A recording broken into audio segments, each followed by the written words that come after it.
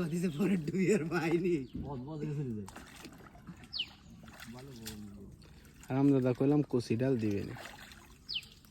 ও কচি না রে বড় ডালও আছে তো থাক কথা আমি কি জানি না ঢাল একবার উঠইলাম উঠে আমরা আলাদা রে ওরে উঠইলাম ও দিয়া এজন্য কি ফাইল মতো দিবা আমার বিশ্বাস নেই ওর ডাল দেওয়ার পরে না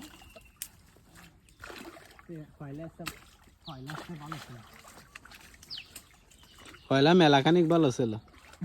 তুমি খেয়াও দিয়ে টাইনে উঠাইলে ডাল সদ্য উঠেছে যখন কচিটা আছে